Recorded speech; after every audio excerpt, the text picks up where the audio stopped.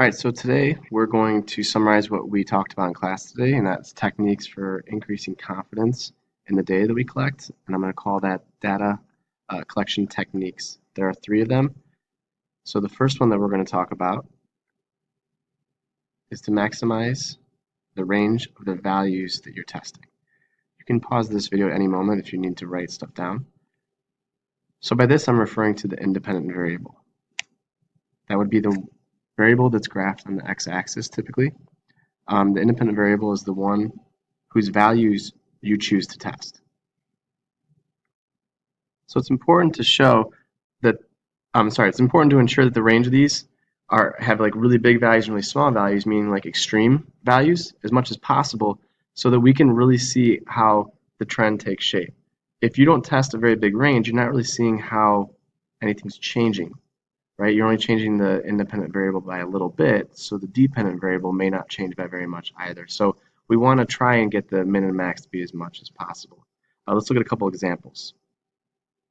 In this example, this group was varying the string length of a pendulum and measuring the swing time, and you can see that they went from 14 centimeters to 74 centimeters, which is a pretty decent range.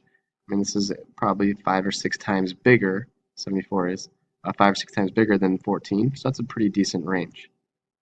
Similarly, this group was also testing length of a string of a pendulum and swing time, how it was affected. So they went from 13 to 70. So again, this was kind of the most that you could do. The strings couldn't be much longer than 70 centimeters, and it was hard to get much shorter than 13.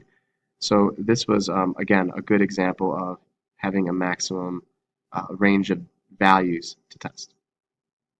The second data collection technique that is going to help to increase confidence in our data is to collect as many different points for the independent variable that we can. Since the independent variable is the variable whose values you are choosing to test, these often will be plotted on the x-axis of a graph, and we want our data, meaning what's being graphed, to have a lot of data points so that when we have the graph, we have a lot of points on that graph. So that's going to be an important thing. It kind of shows the shape of the line. Is it linear? Is it a parabola?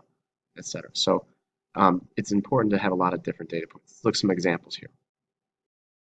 This group was testing the effects of release angle on a pendulum swing time. And you can see that they tested 6 different angles. So they tested 10, 20, 30, 40, 50, 60. So 6 different data points is pretty decent for a range from 10 to 60. So this would be a good example of doing as many data points as possible. You can always do more, but you want to have at least 5. More the better within the amount of time you have to do the experiment. In this example, this is the length of the string for a pendulum and the swing time.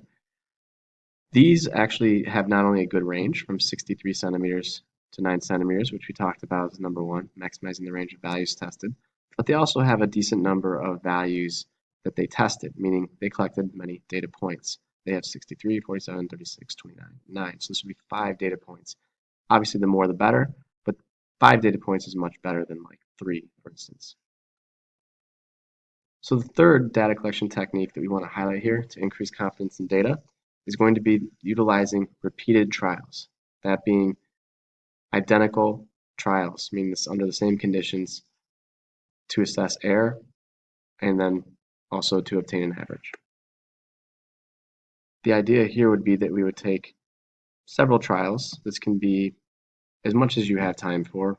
You know, if we take our whole time we have for the experiment and just do identical trials, we're not going to have as many data points. So we have to find kind of a happy medium where we collect a lot of data points but also can do repeated trials. So we would take a few repeated trials, meaning we're going to repeat the experiment under identical conditions.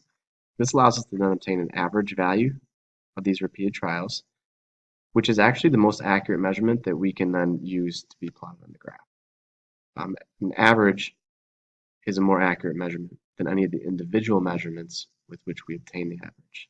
So the average is going to be our best representation of that data point. In addition, the repeated trials can be used to get an idea of error. So the idea here would be the difference in the highest and lowest values are going to give us a range of error, which we then can look at in terms of the data to see if the changes in our data are not much bigger than what error could cause it to be off by, or way beyond what error could cause it to be off by. Let me show you an example of this. This will help. In this experiment, this team was changing the number of washers, meaning the mass of the pendulum bob, and seeing how that might affect the swing time. They found that it didn't really affect it, but what I'm looking at here is that they did repeated trials, meaning identical trials. They all had one washer in this case. These four trials, had 5 washers, and these 3 trials had 10 washers. So not only is this a good range, could have used a few more individual points, meaning maybe 3 washers, 4 washers, 5 washers, 6 washers, 7 washers. That would have been better. But I love the use of repeated trials here because that allows us to look at a range of data, for instance, from 1.83 to 2.23, that being the highest and lowest. The difference of those is 0.4. That means we have a range of error of about 0.4 under identical conditions that these values can be off by or vary by, according to error alone. So when I look at the averages of these, which they did not compute, maybe 2, maybe 1.8 around here and 1.8, the averages are not really changing by any more than what error could cause it to change. And therefore, we can't say that this is actually changing at all. Variations could be attributed to random error. So if this were a trend, we'd be looking for things much greater than that. Let me show you. This group was again doing string length, and they were doing swing time, but they did it for 5 swings, which is why these times are a little bit higher than other ones. They did average it out so that when they did the time total for 5 swings and divided that by 5, then they got the average swing time for 1 swing. So in looking at these values, the repeat trials here reveal that it's off by a couple tenths, 7.91 to 8.09 is about roughly 2 tenths.